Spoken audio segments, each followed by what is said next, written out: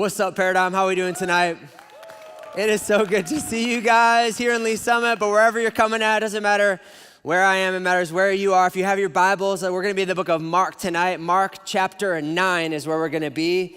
If you don't have a Bible, you can turn to your neighbor and say, hey, can I look off yours? And if you do have a Bible, you can turn to it. If you have a phone, you can scroll to it. We're going to be in the New Testament, second book of the New Testament. The book is Mark, the chapter is 9. That's where we're going to be leading. While you're turning there, it's the year 1628. I know you were thinking about this earlier today. I know it. But the king of Sweden had an MO. Like he's like, man, I'm going to build the most powerful vessel on the planet. And he did. He was successful at building what they called, there was a battleship called the Vasa. The Vasa was stacked with 64 cannons. I don't know why you need 64 cannons ever, but he has 64 cannons on a single ship. And then on top of that, he had over 700 gold-plated figurines all over the ship. It was basically dripping with greatness. It was meant to proclaim to the rest of the world, I'm a big deal. That's what the king of Sweden was after. He's like, man, I just want people to know we're a big deal and we're here to stay. For about 20 minutes, because the first voyage took off out of port, was floating for about 20 minutes. The breeze came through, tipped it, filled it with water, and within 5 minutes, it was on the floor of the harbor sea. It's crazy. It's a rough day, rough investment for sure. But just a light breeze, what they thought would make them great, ended up being a total waste. And I heard that story, and I'm going to be honest with you. I heard that story, and I could not shake the metaphor that makes for what it looks like to live in a young adult mind in our day today. Full of unbelievable potential, an innumerable amount of information out available to us at every waking second of the day. Our mind is teeming with potential, impossible greatness. And yet I think that we're blind to the most fragile thoughts we can think, that if we're not careful, we lose track of this particular thought. And I don't know about you, but for me, I feel like we're living in the most mentally fragile era in history. Studies would show that, but I wonder if we know why. I feel that in my own mind, like, man, am I like one thing I scroll to and all of a sudden like I'm spiraling? Is that really how this happens? Like one conversation, one comment, and all of a sudden my mind is it really that fragile? It's so much opportunity for potential, but am I really that fragile? Is this how this works? Is it you? I think the more probing question I want to start with tonight is, would you want to know if it was you? Would you want to know if you were having these particular thoughts that were making you probably more susceptible than any other thought to just spiraling in disaster? There is a particular thought that leads us more to sinking our metaphorical ship than any of the others. But the question of do you want to know is top of mind for me right now, because we're going to talk about that tonight. We're going to approach a group of men in the Bible who you're like, man, we must be dealing with like some just crappy dudes in the Bible. Like I'm sure we're talking about Judas, like he probably thought like that. Or I'm sure we're talking about the Pharisees. They probably thought like that, those trash bags, you know? But then we turn to Mark chapter 9 and we realize Mark chapter 9 verse 33 starts here. It says, then he came to Capernaum. And when he was in the house, he asked them being his disciples, his closest friends, what was it that you disputed amongst yourselves on the road? We're going to follow Jesus' pattern to unwinding this type of thinking. And the first step he takes is just to isolate the thought. He gets them into the house, away from all of the other things in society, brings him into the home. Other translations say he brought it to Jesus' house, Jesus' home. He brought him into his own home because Jesus knows what we're going to learn is that Jesus couldn't have just done a drive-by comment as they were on the way. Jesus knew that then when they were on their way to Capernaum, he was overhearing a conversation he was going to have to deal with later. I love this part about Jesus because Jesus shows up to the house and he's already got this question queued up. But why did he save it for his home? Like, why didn't he just address it in the moment? Like, he maybe could have solved the problem on the way. Because Jesus knows that this type of issue we're often most blind to.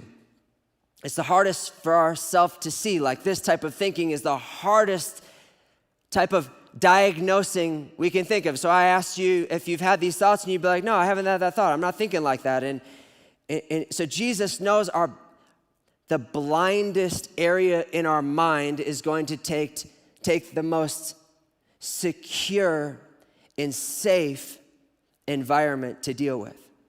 Jesus brought them into a home away from the rushing of distraction, away from the societal pressure, away from the striving to have pretense to become someone, to be someone great, away from the out there at work thinking I need to perform in order to be, I need to become something in order to achieve something so that I can be expressing my personality in a right way so that I don't get judged for being someone other than I am.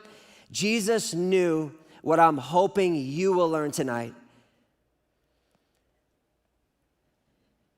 is that the deepest parts of your heart, the behind all of the pretense that you pretend with at work or at school, all of the areas of your life that you just put on a show out there, he knows that if I'm going to get to the heart of the matter, then I need to bring them into a place where we can deal with it honestly.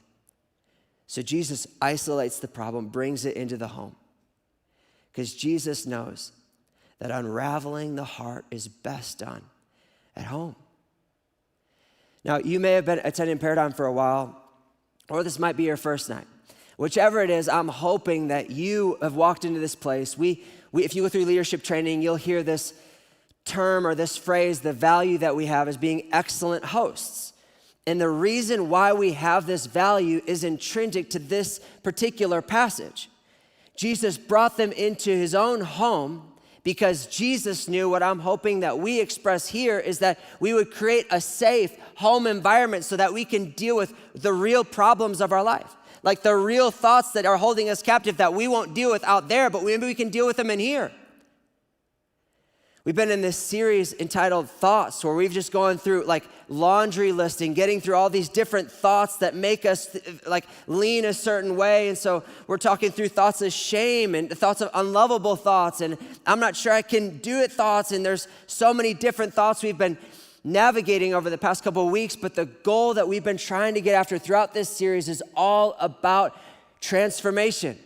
This is the year of transformation at Paradigm. And so we're trying to make moves in our mind that will categorically shift where we are at the end of this year. Paul says, don't be conformed to the image of this world, but be transformed by the renewing of your mind.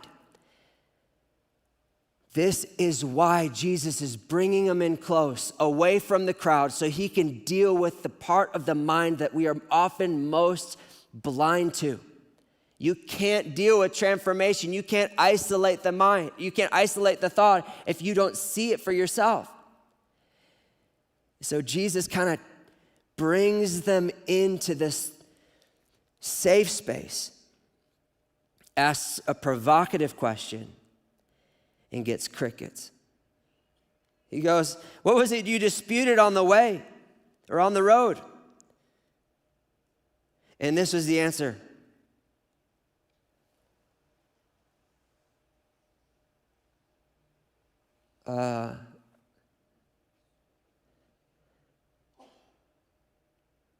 In their mind, they're thinking, oh crap, he heard us. That's crazy. I didn't know he was listening. But on the surface, silence. But they kept silent, for on the road they had disputed among themselves who would be the greatest. Their mind was consumed with the thought of entitlement.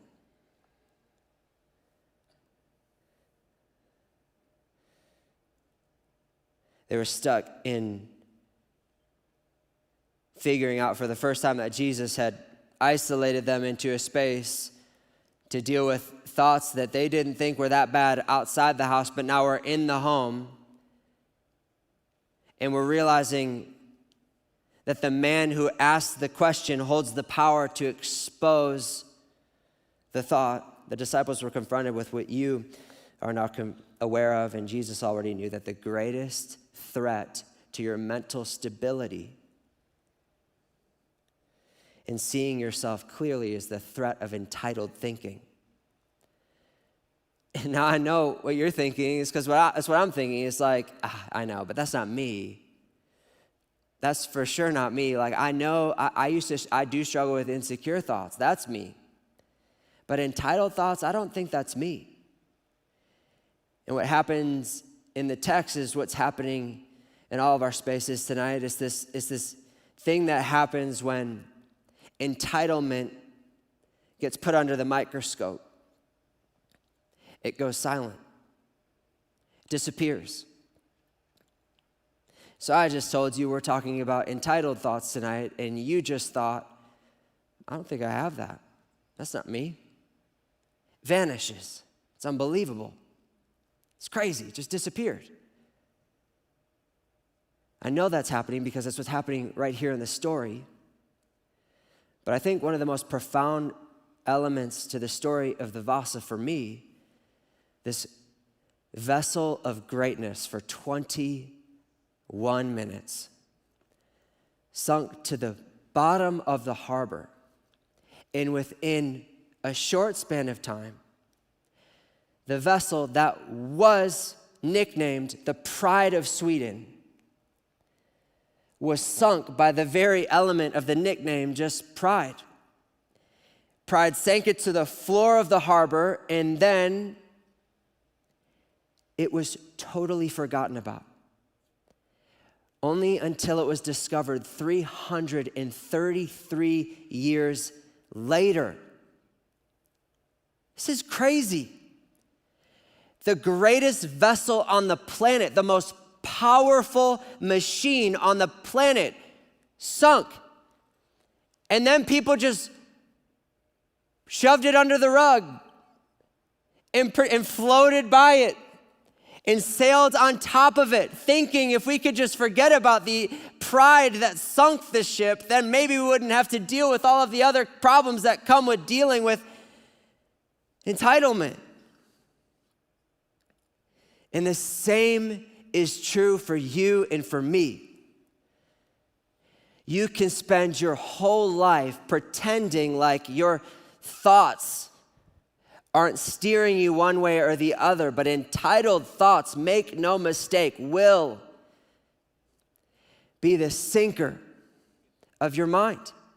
This is the thing that will end you in spiraling land more than any other thought. It's the most dangerous thought because you can't see it.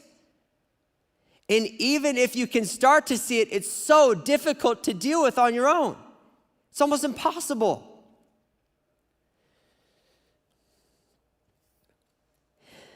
Vasa is such an unbelievable picture because it is a picture of our reality if we continue to live with minds that are littered with entitled thoughts. It's not just if you have entitled thoughts, it's how much.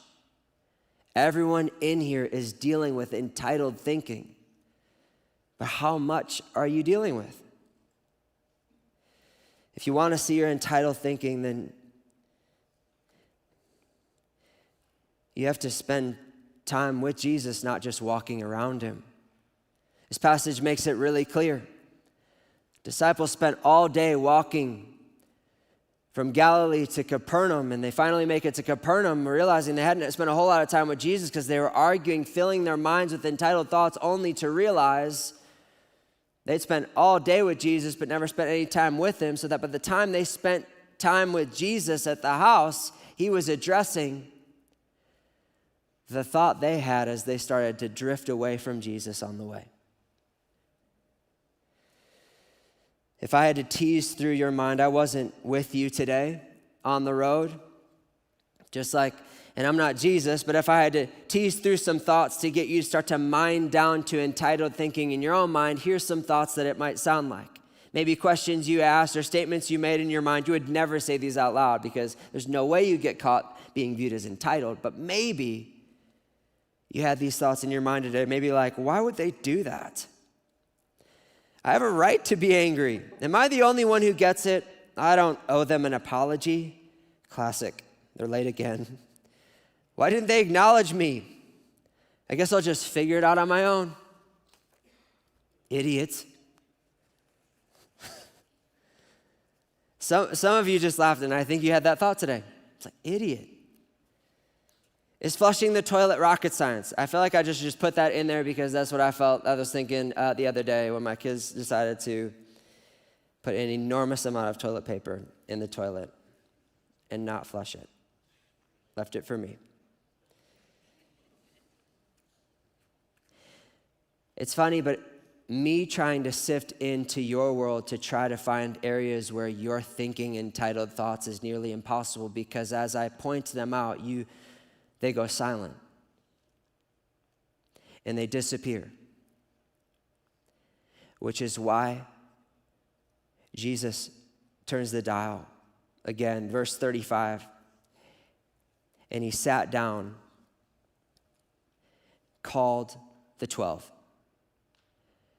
Now, I don't think Jesus was living in a mansion. I actually did some research on average home size, square footage. We're looking at 400 square feet.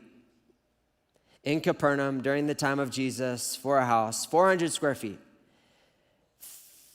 12 disciples in the house that Jesus had to call would assume that they weren't near him in the house or weren't giving him any attention when he was starting to dig into this problem of entitlement. And that might be some of you. I just shared entitlement with you as the thought we're talking about tonight, and you went to La La Land. Like totally drifted, like, it's not my problem. I can check out from here on out. I'm gonna scroll on TikTok and just figure out something else to do. You just drift off to La La Land, but Jesus calls the 12. How do you know that you're struggling with entitled thoughts? You can be in the house with Jesus and yet so far from him. That's how you know you're struggling with entitled thoughts. You're in the house. You're sitting in one of our spaces tonight, and yet your heart is drifting from Jesus. That's an unbelievable observation just right here in the text. I didn't make that up. Jesus is sitting in the house, calls the 12, like, hey, guys, it's 400 square feet. I mean, this is a studio apartment, maybe, not including the bathroom. Hopefully, none of them were in the bathroom when he called them. But he's just calling out to these guys that are all probably right around him, and yet that feels so disconnected. Why? Because entitled thoughts will drift you further away from Jesus than any other type of thinking. And so you might not be able to identify the entitled thought that you're thinking, but you can certainly feel the distance between you and Jesus. Nearness to Jesus yields peace that surpasses understanding. And I think I just swiped most of us off the table of being near to Jesus because we live in an age of agitation. Peace is like drifting dream that we wish we had, but we have such a hard time taking hold of. How do you know you struggle with entitled thinking? You're in the house, but you're far from Jesus. I'm going to share a story with you guys that you're totally going to judge me for. But I've taken enough heat with the skinny jeans that I think I don't have much left to lose. So here we go. I'm driving home last week, and contrary to popular belief, I know that I'm a pastor, okay? But I'm not a crazy extrovert people person. So by the time I get finished with my day, I'm heading home, and I'm not just on low power mode. It is red, and it's just like one little sliver left in red of people capacity.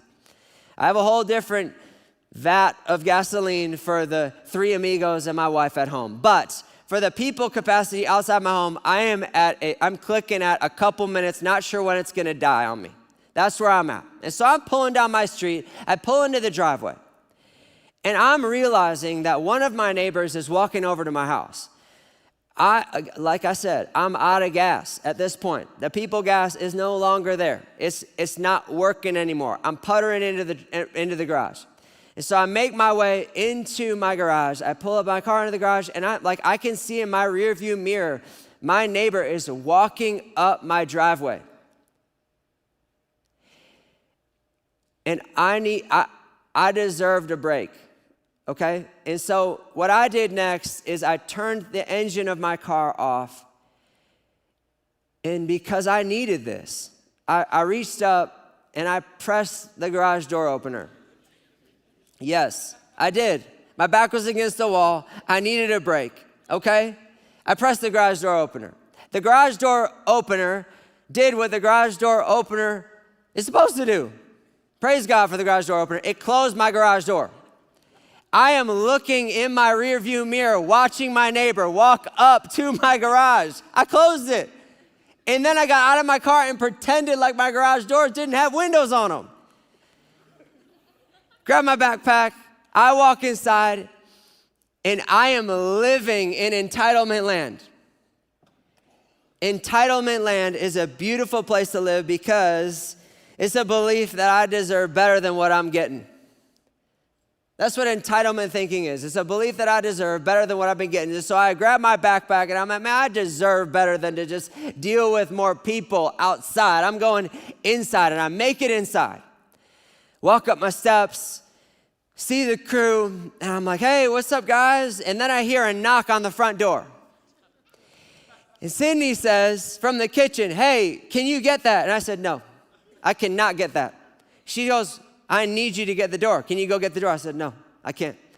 She said, I need you to get the door. I'm like, all right, fine, I'm getting the door, but I'm just looking out the window. I look out the window. I made eye contact. I should never have looked out the window because I made eye contact. I opened the door a little bit, but I did the opening of the door to say, hey, I'm busy. You can't come in. And so I do the crack method. You know, you're not coming in. I'm not stepping out. I crack the method. I'm like, hey, what's up? And he has the audacity to ask if I had a minute just to pray for him. I'm like, you gotta be freaking kidding me. Pray for you? Really? And so I did what every entitled person would do. I'm like, yeah, of course, I'd love to pray for you. That would be great. I would love to pray for you because I'm a dirtbag and I should have just not closed my garage on you, but now I feel like I added to your problems because you had some family member that passed away. I probably shouldn't have shut the garage door, but I did. Why? Because I'm entitled. I got to thinking that I deserve better than what I was getting, and so I made a move. And I realized that Jesus did to me in that moment what he was doing to the disciples in this passage. He so graciously and gently, hey, you're not that important. Jesus did something gentle in this story.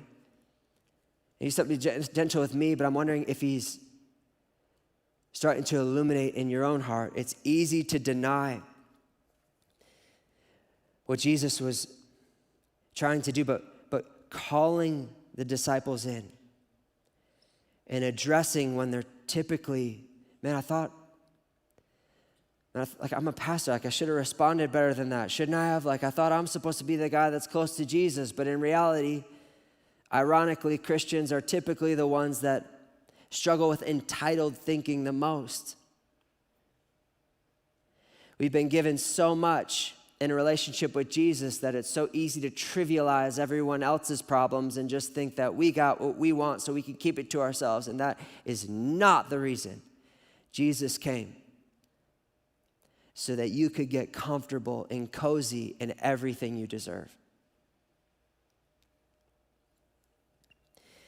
Jesus isolates the thought, he identifies the thought, and then he turns the corner to inform the thought. It continues on in this passage. He called the 12 and said to them, if anyone desires to be first, he shall be last of all and servant of all. So there are two solutions to the entitlement problem, the entitlement thinking in humanity. The first solution is the potential of Jesus saying, hey, I think if anyone desires to be first, you are a horrible person. You should never desire to be first. This is the type of hyper empathetic, we can't deal with the idea that you can be high self-esteem. This is the part of the narrative in our society right now that if you have high self-esteem, you are the problem.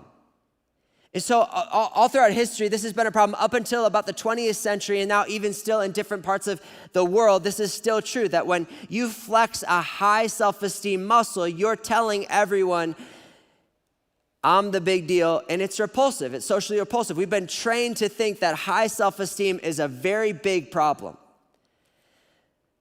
But Jesus doesn't say, if you want to be first, you're a horrible person and you should just go write down all the reasons you're a horrible person and you should feel really bad about yourself because you desired to be first in the first place and that's your problem and you need to go deal with that high self-esteem. Jesus doesn't say that.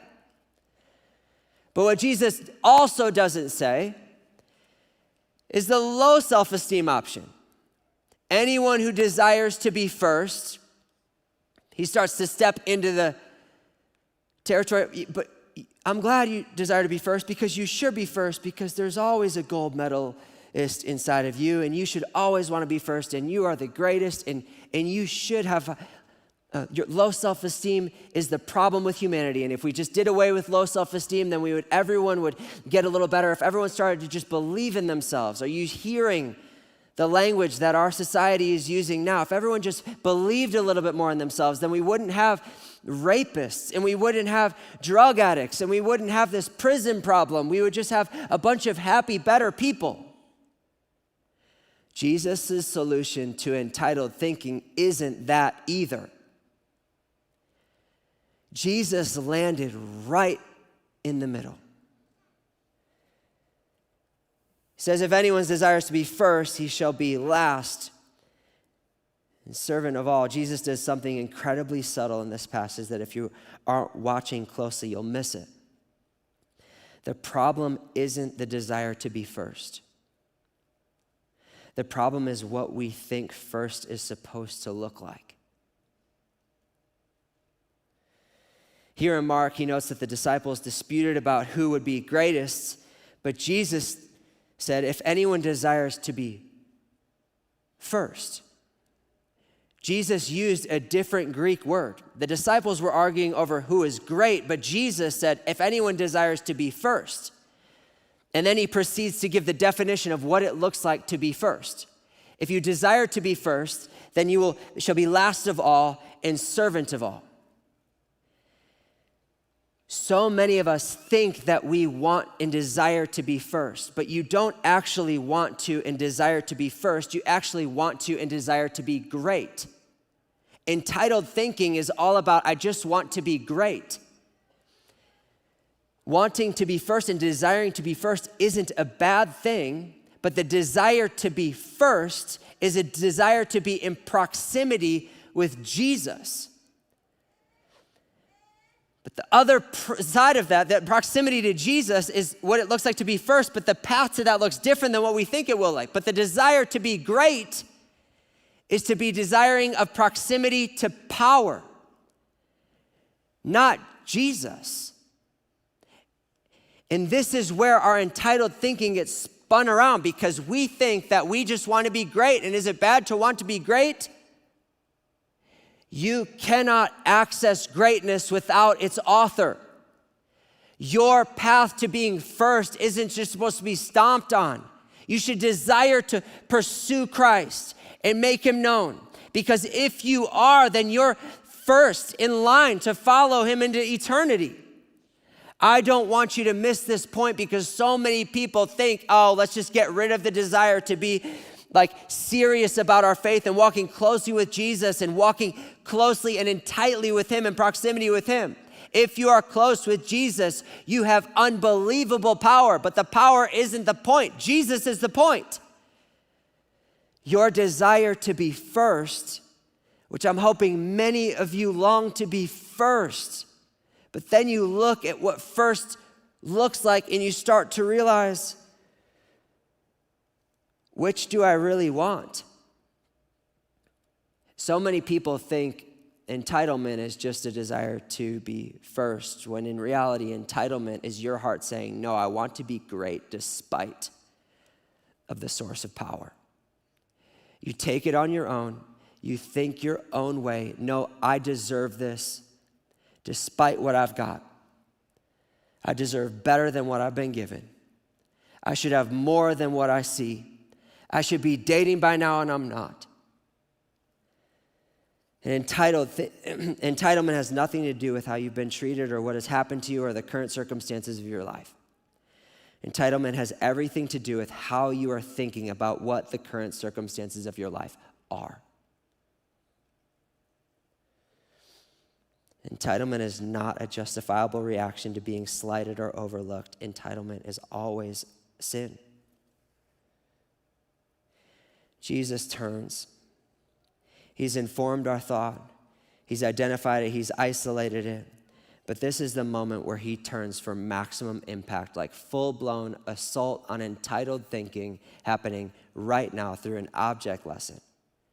Then he took a little child and set him in the midst of them. And when he had taken him in his arms, he said to them, whoever receives one of these little children in my name receives me. And whoever receives me receives not me, but him who sent me. He's sitting in a group of disciples. I invited a little buddy of mine to come help illustrate a point to you. Sitting in a group of disciples with his best friends. This is Clover. Clover, you say hi? What do you think? This is Clover. She is awesome in every way, right? She's very funny. She loves looking at pictures. She's very curious. Jesus was illustrating a point in this text, which I think is unbelievably profound. I think something I'm learning about entitled thinking is that I'm so blind to it. But one of the shaking me out of the coma of my own blindness is the opportunity to... You're going to be back? Okay. Is this idea that, are you coming back? Are you leaving? She decided to leave. Everyone give it up for Clover. When you scoop up in your arms a little child like Clover, for me, parenting was the shaking and awakening of my own entitled heart to thinking it should be a certain way. It should be how I want it to be. And I don't want to have to deal with any of this inconvenience. Despite how cute Clover is, she can hardly do anything on her own. Here she comes again. Yeah, you think I'm, the entitled part of me is like, man, I got to finish this message without you around. I know. But the wonderful thing about kids is that they remind you it doesn't matter what you bring to the table. It doesn't matter how important you think you are. When you pick up someone as, come here, little girl, as independent and sensitive and vulnerable and unable to take care of herself and inefficient as Clover is? This passage is saying that when you pick up one of these people, these little people, you get Jesus. And when you get Jesus, you're empowered to unwind from the entitlement in your own soul. I love this passage because the application point isn't go have kids to deal with your entitled thoughts. Let me just say that again. The application point here is not go just make some babies so that you can get rid of your entitled thoughts. Here's the point. You go and use your life and scoop up the needy parts of this world. This is what we're called to be as believers, is people who accept the fact that we live in a world that monetizes efficiency, but your calling as a follower of Jesus Christ because of what he's done on the cross for your sin is to take care of the needy, weak, vulnerable parts of this world. And in taking hold of these little parts of the world, you realize she's in her own world. And you start to realize for the first time what it's like when Jesus walks into your entitled thinking and it reminds you, you are not the point, but I have so much purpose to use through you. Once you get off the high horse of entitled thinking, you start to realize that it's more joyful to receive what God's offered to us in this space. It is more joyful it's more of a blessing to give than to receive, in the amount of life that you can give away of yours allows you can try to whack-a-mole your entitled thoughts all you want. But Jesus chose to use an object lesson here to prove a massive point. You stand no chance against your entitled thinking without your arms filled with the weak parts of this world.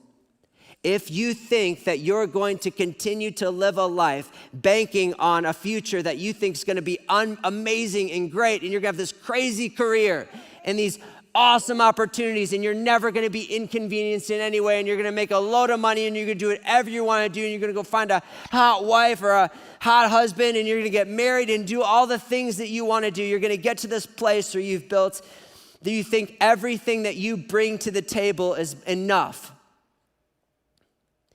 And I assure you, you won't make it out of the harbor to experience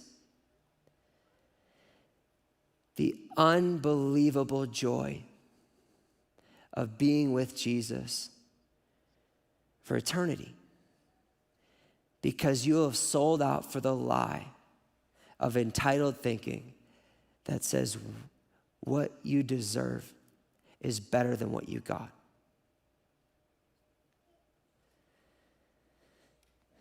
Entitlement for me often is this idea that it's just a reflux to my fear of being overlooked. And I don't know how many of that is for some of you. But we've been sitting in this series talking about all of these different thoughts that we can have and these patterns of thinking that we tend to lean towards. And I'm hoping that over the course of this series, you took all of these applications that Chad's been painting for us at the end of these messages seriously. Because your path to the future is a war won right here. It's not by any other way. And my fear is that in this last message, you hear entitled thinking, and it's just not as compelling as insecure thoughts are. Or, man, a felt need of, man, I just feel like I'm unlovable. No one loves me, and I'm not sure if I can be loved because I have done so many of these things. But the blind spot of entitled thinking is the most dangerous form of thought because you can't see it in yourself. And it lies hidden.